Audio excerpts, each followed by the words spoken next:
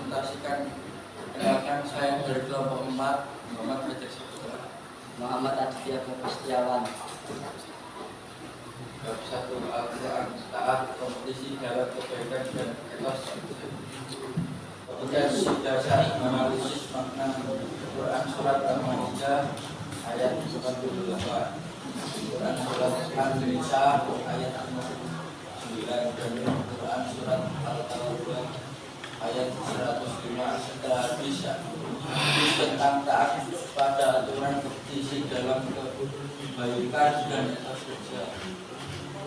A. Tujuan pembelajaran. Setelah mengikuti pembelajaran menggunakan pendekatan saintifik dengan model problem based learning dengan metode diskusi dan tanya jawab, diharapkan peserta didik dapat 1. Terbiasa membaca Al-Quran dengan meyakini bahwa taat pada aturan kompetisi dalam kebaikan dan etos kerja sebagai perintah agama.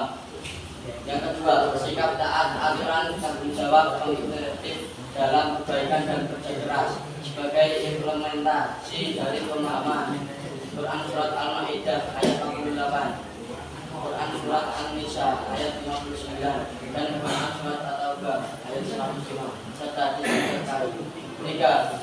Membaca Quran surat An-Nisa ayat 59, Quran surat Al-Maidah ayat 48, Quran surat At-Taubah ayat 25 sesuai dengan kaidah tajwid dan ma'ruf maqbul.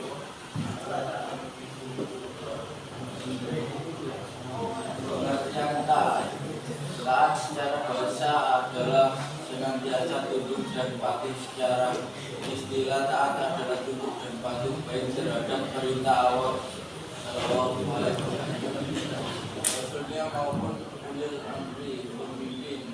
Iman awal berikut ini adalah contoh perilaku taat dalam kehidupan sehari-hari.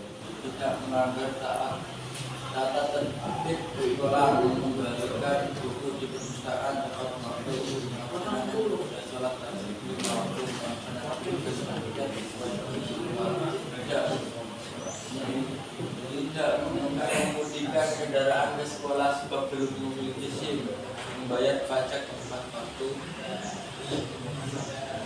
Ketiga, perintah untuk taat kepada Allah Subhanahu wa taala termaktub dalam Al-Quran surat An-Nisa ayat 59.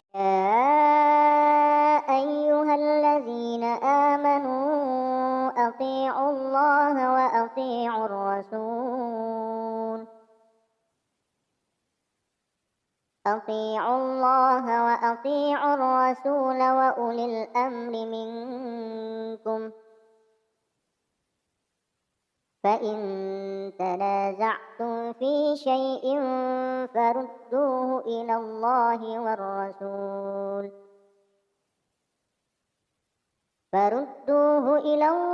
والرسول إن كنتم تؤمنون بالله واليوم الآخر ذلك خير وأحسن تأويلا. Etos kerja adalah sebuah kewajiban dan penugasan tanggung jawab seorang pekerja. Hal ini merupakan salah satu modal yang dapat membuat karirmu berkembang. Hal ini juga menjadikan dirimu sebagai pribadi yang berbeda serta menonjol dibandingkan karyawan lainnya.